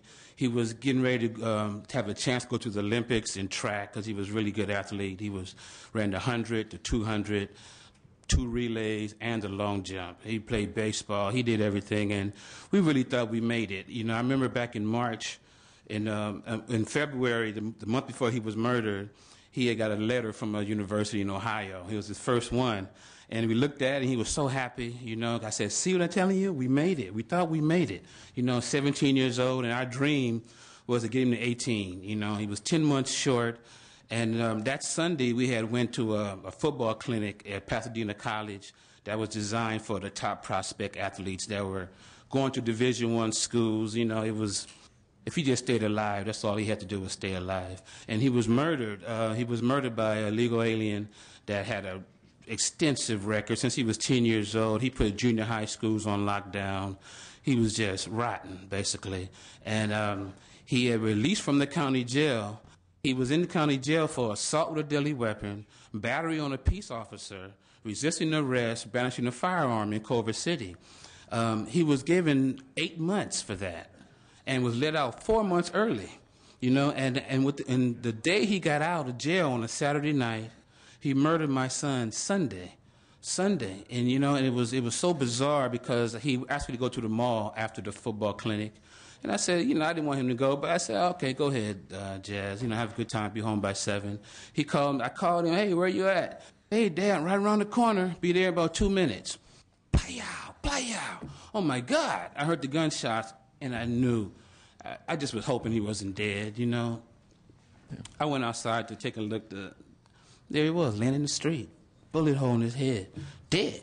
I couldn't believe it. Even today, it's been 3 years. I cannot believe the boy is gone after all the hard work he put into it, stay out of trouble, never in trouble with the police, never in trouble in school. He was doing everything that he thought he could do. You know, he wasn't the Pope. He was a 17-year-old kid just trying to enjoy life, and he was murdered. And to run down the street and to see him laying there with a bullet hole in his head, brain matter in the street, blood everywhere, I still cannot believe it, you know, to see that boy dead like that and to see that every day, you know, and to know that could have been prevented. But AB 26 would have prevented that. You know, he was in the county jail. No one called ICE. No one. You know, this boy had been in trouble since he was 10 years old. He went to, his mother said that, I don't know why everyone's mad at me. He was raised in juvenile hall. Now, what kind of excuse is that? We took all the time, my mother, my sisters. We were devastated. Yeah. You know? Thank you, sir, for your testimony. We're all, you can be sure every member of the committee is extremely saddened to hear the story of your loss. Thank you. Can I have a question of the author, please? Yes. And then I want to make a comment, and then we'll proceed to Mr. Wagner. Thank you. Mr. Donnelly, under AB 26, what would have been the consequence of the illegal immigrant before he committed this murder? What would have been his situation under AB 26? Well, the City of Los Angeles has in place a specific law called Special Order 40 that contradicts and undermines federal law and refuses to allow any of the authorities, whether it's the DA or the police department, from cooperating with ICE, which is a 1996 federal law, and it is a requirement of every single law enforcement agency in the country to cooperate with ICE. So under AB 26, they would have simply, instead of releasing Pedro Ramirez onto the streets so that he could kill Jamil Shaw Jr., he would have been turned over to ICE. And ICE would have detained him and had him in custody, and then there would have been a hearing for his deportation, and he would have been ultimately deported out of the country, and our laws would have been upheld. Thank you, Mr. Jones. So go ahead, Mr. Wagner, and then I'll follow you. Thank you, Mr. Chairman. And if I could ask, I have a question of the gentleman who gave some testimony with his children. If he might have an opportunity to come back, I'd appreciate that. I was not sure that you had either finished your remarks or at one point you had a question or an additional comment, and I'd like to make sure that we've had an opportunity fully to hear from you. And so I wanted to ask you, what were you asking about? What I was wondering is why Mr. Jamal didn't have an opportunity to tell his story, because his story is very compelling and right. Okay, and we've given him that. Thank you very much. Another couple of questions and perhaps a comment. We heard some applause, and typically that is not how things are done here. We also heard some boos and some cat calls. I would like to state for the record that when the author and those who are here testifying in support of this bill are without reason, without cause, without any justification accused of hate, that is an appropriate response. And we did hear that from one of the witnesses, and I want to reject it out of hand and state that you in the audience who are here in support of this bill know that you are not haters and that this bill is not motivated by hate. And the witnesses who claim otherwise, either here in this room or out on those grounds when they're marching, are simply dead wrong. Let me ask along those lines, Mr. Donnelly, will this bill lead to racial profiling? Is this bill motivated by racism? I see your wife here testifying. I see Mr. Filizano here testifying. I see Mr. Shaw here testifying. Where's the racism? The race card is pulled to silence debate. It's why we never talk about this issue. But I'm very sensitive to racial profiling. I have a wife who is of another race. So I would be a really, really stupid husband if I supported a bill that would have my wife get pulled over for the color of her skin. There is nothing in AB 26 that does anything other than support the law. Anyone on this panel that gets pulled over has to produce 3 pieces of identification: driver's license, proof of insurance, and registration. And if you happen to not have one of those, you've got a problem. If you happen to not have any of those, then, and the officer reasonably suspects that you were in the country illegally, that gives him the ability to then do further investigation, to detain you, to notify the proper immigration authorities. I think given the stories that we've heard of horrific events where by simply following the law that could be prevented, this has to do with whether or not you have a right to be in this country, because if you don't have identification, then we don't know who you are or what you're doing here. And I think regardless of the lack of support from law enforcement, which to me is just stunning how they can justify how they refuse to cooperate with the law. I would wonder if you would consider to support this if it was amended to get rid of the issue with, the making it a misdemeanor, for the employment side, because really the most compelling side of this bill is to protect our citizens in cities that have become sanctuaries for criminals. And it has become a nightmare for citizens. And you've heard some of the compelling stories here. And I think most of us would be in agreement that we don't want, gangs running amok and killing people, especially when you find out the person was pulled over and processed by law enforcement, and then the law enforcement agency refused to cooperate, and then a further crime is committed and a tragedy occurs with a 17-year-old man or 3 members of an entire family. Yeah. Thank you, Mr. Donnelly. Thank you, Mr. Widener. You one more quick question. You've researched this far more than I have. Let me ask you, what, in your view, is the legal right of an elected official who has taken an oath to the federal Constitution and perhaps sits on a city council or is a mayor to vote to ignore and direct city services to ignore federal law? Let me just address the highest attorney in our state, the Attorney General. Attorney General Kamala Harris was the DA of San Francisco. Had she actually followed federal law, she didn't need AB 26 to do that, by the way. Had she followed federal law, Anthony, Michael, and Matthew Bologna would not be dead today. Danielle Bologna would not have sued the city of San Francisco only to have her lawsuit thrown out, justice denied. In the Arizona law, the controversial Arizona law would never have been written. It was written because of that denial of justice. It was really born right here in San Francisco. She swears to uphold the law, and yet she's choosing which laws to uphold and which laws to ignore. And I think what's really at stake here is something much larger. What's at stake here is whether or not we're going to have the rule of law. So perhaps someone in one of your districts wants the protections of the law, but we decide, oh, we're not going to enforce that. We're going to only selectively enforce law. And I think that is a great danger, and it has led to the situation we're in now, where we talked about the drug cartels coming in, taking over our forests.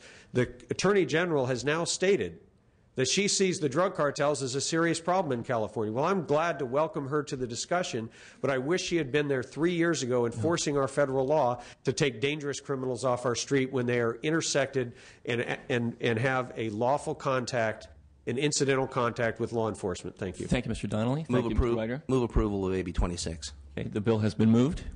All right, I'm going to, excuse me? Okay, the bill's been moved and seconded. All right, I'm going to make a couple comments myself. I had an opportunity to analyze the bill and to review the statements of support and the statements in opposition to the legislation. And I've concluded the following, that I listen very carefully and stand with the law enforcement community in its belief that this bill would make us less safe. I stand with the business community who asserts that this bill will cost us jobs at a time we can at least afford to do that. I think the bill is unconstitutional And I think the bill is needlessly divisive at a time in our state when we need to be looking at each other as a source of strength to weather the worst economic recession we've confronted in a long time. I do think that it is very important for the federal government to do its job. There is an immigration issue. As it happens, this is one of the few times when I found myself supporting the architecture of then President Bush's approach, which would have toughened the borders and at the same time allowed for a path to citizenship. So that is my view, and I certainly am interested in my colleagues expressing any views or not, and then we'll move to a vote. Colleagues, any further questions or comments for Mr. Donnelly? I'd like to make some closing comments. All right. See, okay, Mr. Jones, and then we'll go to a vote. Thank you. As part of my second of the motion and as co-author of the bill, I just want to make a few statements from my perspective. Number one, this bill supports legal immigration. California has millions of legal immigrants that we openly welcome to our state to participate in the process of developing a stronger culture, a stronger system of laws, and a stronger economy, and to make us all better. My district, the 77th District of California, which is in the East County of San Diego, is the front line of illegal immigration in this state. And let me just share with you how illegal immigration impacts the citizens of my district. Number one, private citizens owning private land that have been in their families sometimes for decades, if not a century, have to tolerate illegal trespassing, environmental damage not only to private property but BLM land, state land, and park land through illegal trails and camps, illegal brush fires, garbage, waste, and toxins dumped and left on the land by folks migrating through our land. Illegal immigrants, through their trespassing, slaughter private livestock, assault other people's animals and pets. We have had to tolerate murders, assault, rapes, and every other kind of illegal activity on mankind by mankind. One of the things that I think should stand out in this bill is the issue of human trafficking into sexual slavery. This bill will address enterprising illegal, the term coyotes, when they bring women and children into this country for the purpose of selling them into the sex trade for slavery. In the United States of America, in the year 2011, in the state of California, we cannot tolerate any kind of slavery. But this is the worst kind of slavery purported on humankind in the history of humankind. Our border agents have to tolerate assault on law enforcement. Our sheriff's department, our border patrol, our ICE agents, our customs agents, some of these who I know personally and are friends of mine, who I go to church with on Sunday, and who I'm at baseball games with during the week with my children, are assaulted daily in their job to protect us as citizens of this country. Thank you, Mr. Jones. I'm not quite finished. I'm almost finished. I'm sorry. I'm trying to catch my breath and not get too emotional about this. Okay. This is a serious. My argument would be, let's support AB 26 today, and let's move it forward, and let's address the author has already mentioned that he's open to considering amendments to make it a better bill. Let's stop the flow of illegal immigration first, and then work together to solve the other problems that illegal immigration has caused in this great state of California. Ladies and gentlemen of this committee, on December 6th, we took an oath of office to support the rule of law, an oath to defend the Constitution from threats both foreign and domestic. And I would argue here today that illegal immigration is a threat to this country and to this state, both foreign and domestic. And I would argue that today you indicate by your vote, you either support your oath or you usurp your oath. You either support the Constitution or you usurp the Constitution. And I urge an aye vote today on this bill. Thank you very much. Thank you, Mr. Jones. Excuse me, Ms. Huber. Then Mr. Silva. Hi. I first want to thank you for continuing this discussion. I actually think it's very important that we talk about immigration and the impacts of immigration and the lack of the federal government's response to the problem. But you have a 21-page bill, and there are a lot of things that you're trying to tackle with this bill. And you'd be surprised on how many things I actually agree with in the bill. But my job today is to vote for everything that's in the bill.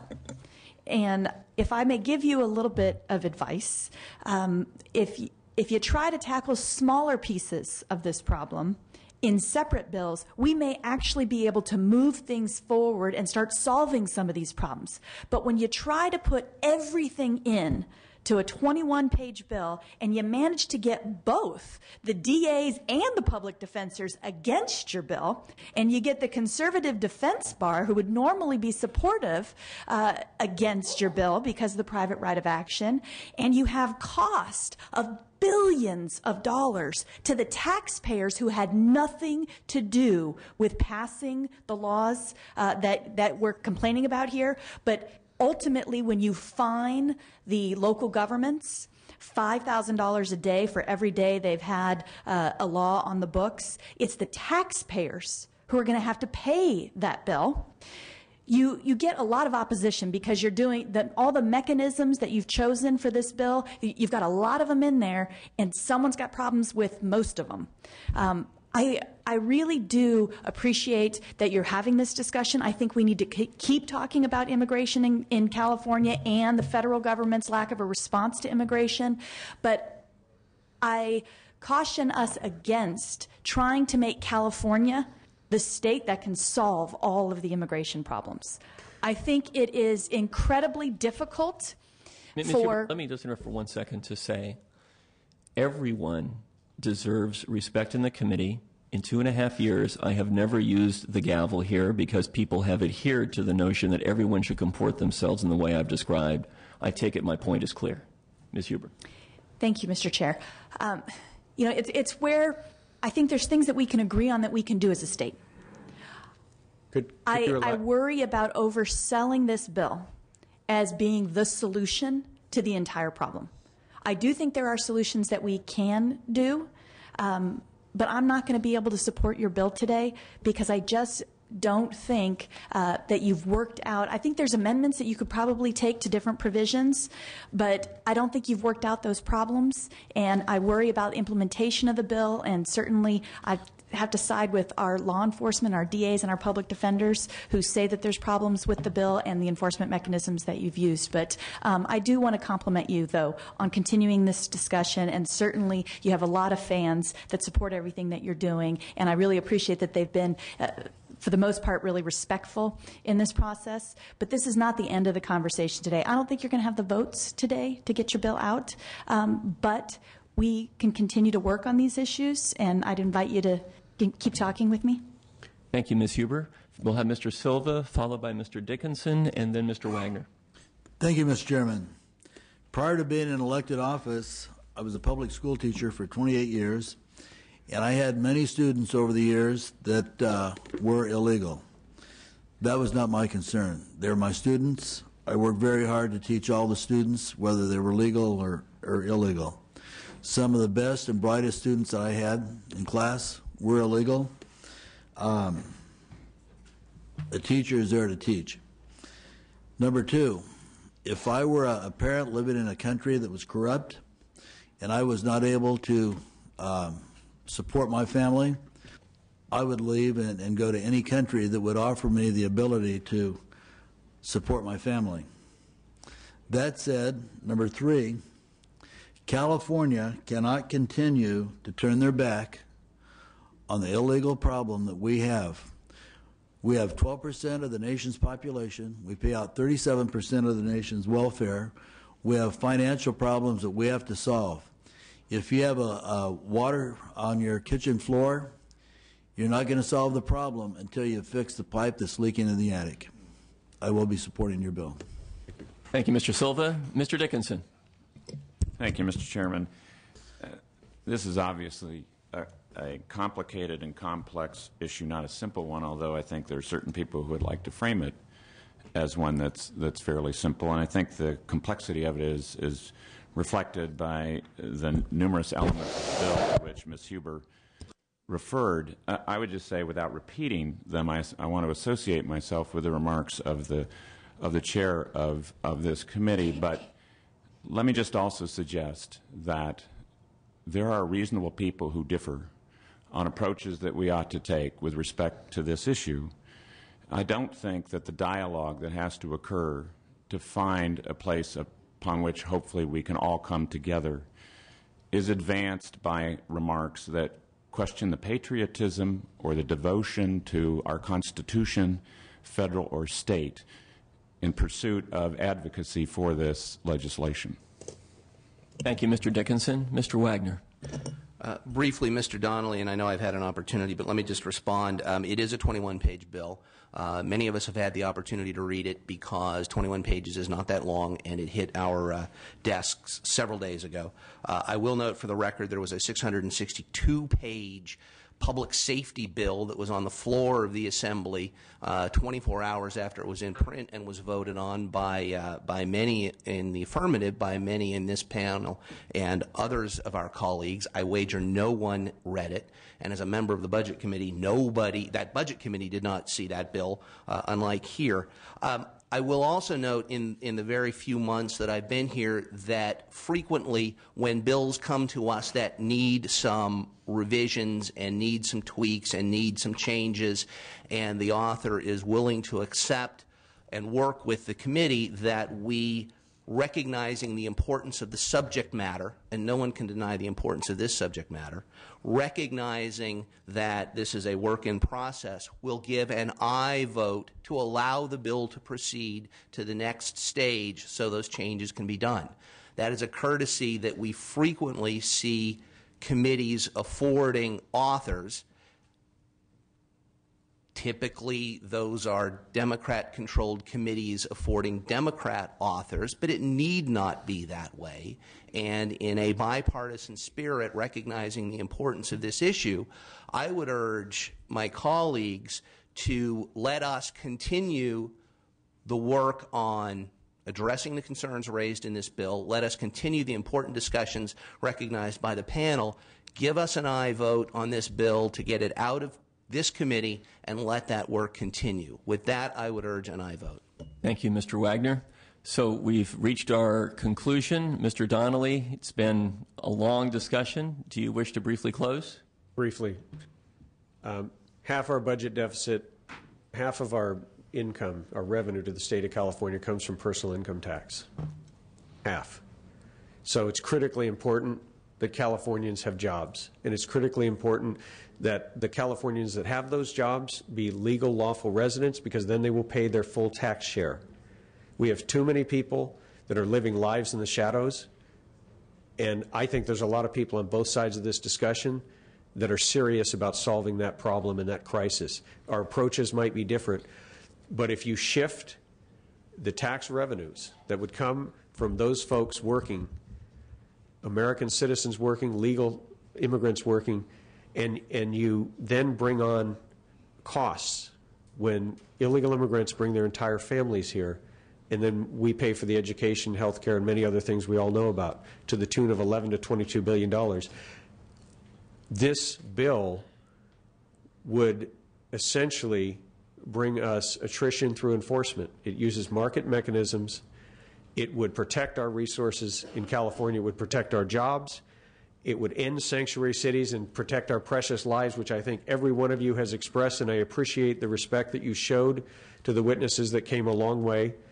I'm very encouraged by some of my colleagues who I believe are sincere in saying there are areas of this bill that they would support, and I look forward to having further discussions on that. I appreciate the time and the committee's attention. I believe that the reason I brought this bill forward is to address a serious, serious problem that we're not going to have a choice about addressing in 5 years. We will be addressing it. So I respectfully ask for your aye vote. Thank you, Mr. Donnelly. We'll turn to a vote. The chair urges a no vote. Call the roll. Fuhr? No. Fuhr, no. Wagner? Aye. Wagner, aye. Atkins? Atkins, no. Dickinson? No. Dickinson, no. Silva? Silva, aye. Huber? Huffman? No. Huffman, no. Jones? Aye. Jones, aye. Monning? No. Monning, no. Wykowski? No. Wykowski, no. The bill has 3 votes. It requires 6. Thank you for your presentation. Before we turn to your other bill, a couple things. First of all, we have a consent calendar. Is there a motion to approve the consent calendar? So moved. Is there a second? Second, call the roll, please, on the consent calendar. Fuhr? Aye. Fuhr, aye. Wagner? Aye. Wagner, aye. Atkins? Atkins, aye. Dickinson? Aye. Dickinson, aye. Silva? Silva, aye. Huber? Aye. Huber, aye. Huffman? Huffman, aye. Jones? Aye. Jones, aye. Monning? Aye. Monning, aye. Wykowski? Aye. Wykowski, aye. The consent calendar is approved. Mr. Donnelly, I'm going to give just a moment for people to leave so you can speak with some quiet in the room. Those of you who leave, or wishing to leave, please do so. Please do so quietly, if you would. Give you about 30 seconds, Mr. Donnelly, and then we'll proceed to your next matter.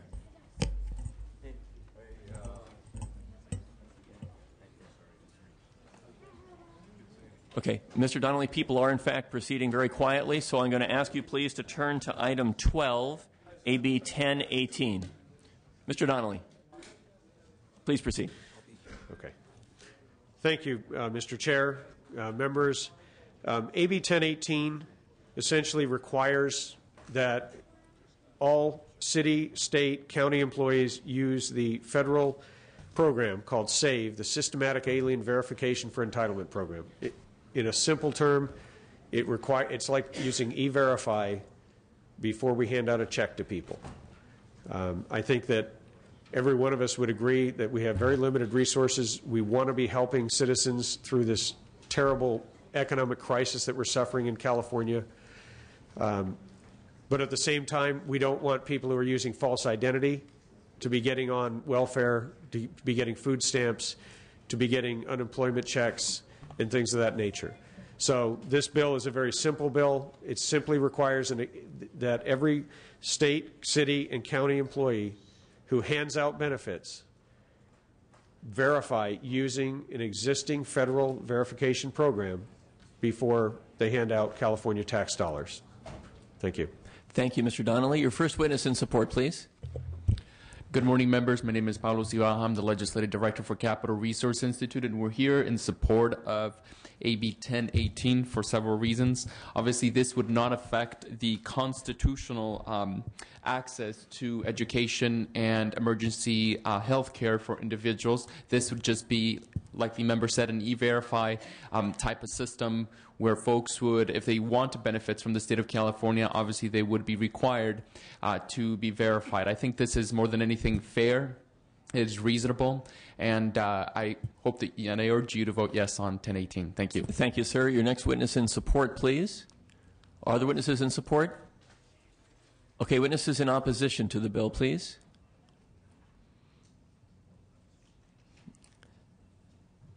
Again, 2 witnesses in opposition. The rest of you, please identify yourselves and just state your opposition, please. First witness in opposition. Good morning. There you go. Hello? Okay. Yes. My name is Alberto Gonzalez, and I'm the statewide policy advocate for the California Immigrant Policy Center, an organization that advocates for policies that protect and enhance the well-being of low-income immigrants in California. Today, we are in strong opposition to AB 1018 by Assemblymember Donnelly. As currently written, AB 1018 would require all individuals, including U.S.-born citizens who would otherwise not appear in the SAVE database, to verify their immigration status as part of determining their eligibility for state and local benefits. The SAVE system is used only to determine eligibility for benefits and cannot determine an individual's citizenship or immigration status.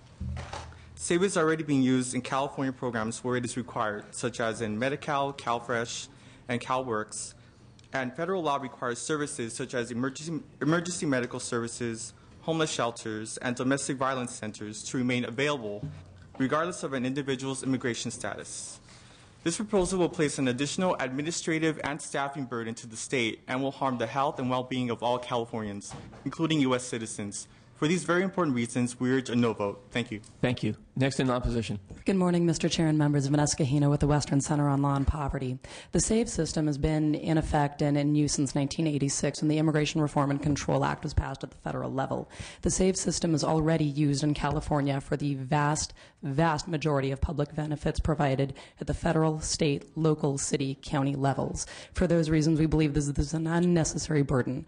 The benefits that aren't bestowed using the SAVE screening system are benefits that are used to provide the utmost life and limb vital safety net services. As Mr. Gonzalez indicated, this is domestic violence. This is a disaster response. These are immunizations. These are emergency medical services. So despite the proponent's assertion that the SAVE system would, in fact, not deter people from receiving emergency medical services, this in fact would. In California, we offer the Emergency Medi-Cal program.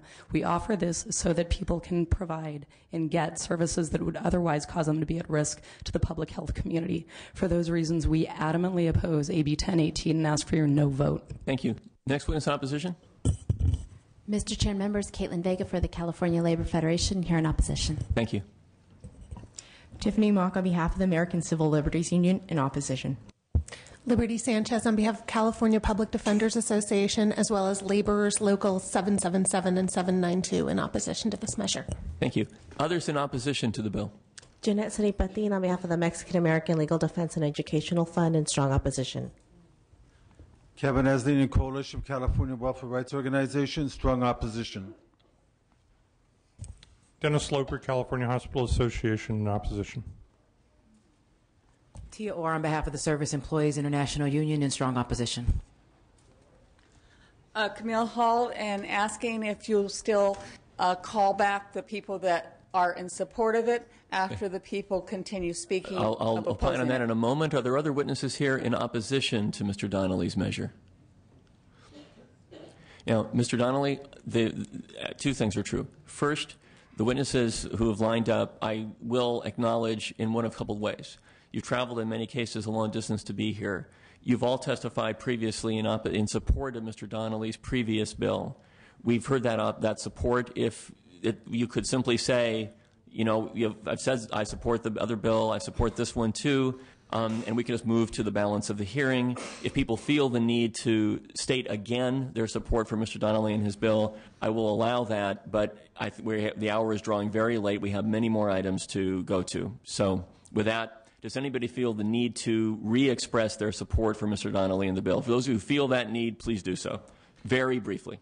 As the woman with the American Civil Liberties Union, she came forth again. I coming forth again to support Tom Donnelly. Thank you. Next witness in support.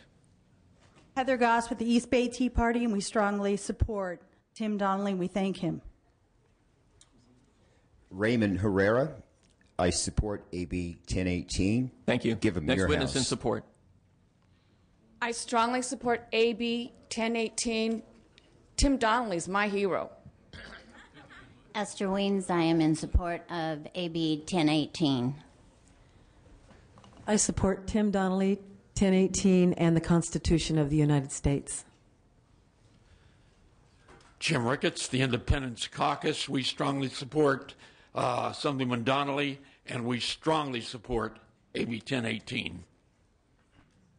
Dan Catania, co-founder of Tea Party United.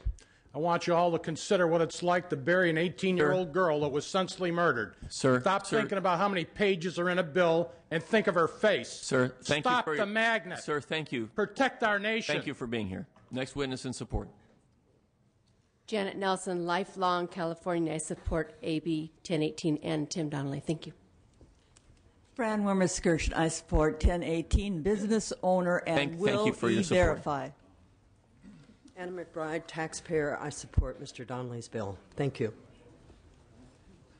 Candy Ainley, Crestline, California. I strongly support 1018. Jeff Oliver, illegalimmigrationcrisis.com. I'm just disappointed in how you guys have failed us for 30 years. Thank you, sir. Next witness in support. Thank you for cutting me off. Edward W. Gross, I strongly support 1018. Going home to blog about the nose extensively, I support this bill. Steve Kemp, and I support the American worker, and I support this bill. I strongly support this bill, but I suppose it doesn't matter. I strongly support this bill and all of the American citizens. I strongly support this bill. I thank Assemblyman Donnelly, and if we stop handing out all the benefits to illegals, we might not have the problem that we have. Thank you for your testimony. Next witness in support. My name is James Timmon. I'm in support of 1018, and I believe that many of you are guilty of treason against the sovereignty of the United States. Thank you for your testimony. Next witness in support. Hi, I'm David Rodriguez again from Save Our State, and I'm also a resident of Ms. Huber's district, and we support Donnelly's bill. Thank you. I've already presented myself, but we do support this bill, Mr. Donnelly. Good luck. M.A. Jones, I support the American worker and this bill. Ronald M. Tunak Jr., grandson of an immigrant who came from the Philippines, who marched with Cesar Chavez, and unfortunately the Filipinos were left out. So I'm in support of 1018. Thank you. My name's Kenneth Erickson, and I strongly support 1018. My name is Chanel, and I represent Blacks in Sanctuary States organization, and I'm in support of 1018. My name's Pam Farley, and I'm from the Bay Area and the East Bay Tea Party, and I support AB 1018. I'm Ginger Westfall of Fremont, California. I have a son who is out of work for a year and a half. I support both of Mr. Donnelly's bill, and I especially support 1018. And I don't normally talk on these things. Yes, I'm Althea Ray Shaw, and I support 1018. I'm from JamilsLaw.com, the committee to pass Jamil's Law. Thank you. Thank you. My name is Tommy Shaw, and ditto what my daughter Althea just said. Thank you very much. All right, colleagues, we've heard both from supporters and opponents of Mr. Donnelly's bill. Are there questions or comments from members of the committee? Seeing none, the bill's been moved and seconded. Mr. Donnelly, do you wish to close? Yes. You heard from the opposition saying that this bill is already required. SAVE is already required. And yet, I talked to a Santa Barbara county supervisor who asked the administrator of the CalFresh and CalWorks program in his county whether or not people who are in the country illegally are getting welfare and food stamps. He was assured they were not. He went on an ICE raid. On that ICE raid, ICE being Immigration Customs Enforcement, they were looking for 100 gang members they were going to deport from the city of Santa Maria. They went into house after house after house. There were 10, 15, 20 people in the house. The sheriffs and the ICE agents said, look, we know you're here illegally. We're just looking for the gang members. And they said, we need identification so that we know who you are. In almost every case, the individuals produced an electronic benefit transfer card as identification. So if this is required, it isn't being enforced. Our bill would hold the employees accountable to use the system to protect the California taxpayer. We're sensitive to the notion that there are emergency, life-saving things that all human beings should have access to. We would be willing to take amendments to protect those. Currently, we believe that it is only federal programs that receive federal funds that are required to use SAVE, the Systematic Alien Verification for Entitlement. We want to save the California taxpayer and all California-based benefits, and we believe that those should be protected and reserved for those who are legal residents of the state of California. I urge your aye vote, and I thank you. Thank you, Mr. Donnelly. Call the roll, please. Fear? No. Fear, no. Wagner? Aye. Wagner, aye. Adkins? Adkins, no. Dickinson? No. Dickinson, no. Silva? Silva, aye. Huber? Huffman? Huffman, no. Jones? Aye. Jones, aye. Monning? No. Monning, no. Wykowski? No. Wykowski, no. That bill has 3 votes and is not successful. Thank you, Mr. Donnelly, for your presentations on your bills. Thank you. Mr. Nielsen, you are the soul of patience, and you are up now. Mr. Nielsen is here for 2 bills, item number 3, AB 225, And item number 13, AB 1108. Mr. Nielsen, good morning. Welcome to the committee. Can we be sure Mr. Nielsen's microphone is on, please? Please proceed. Looks like it is. I just must speak into it or amplify it. Okay. This particular bill relates to ex parte orders. They are an expediency in the court. They have their value.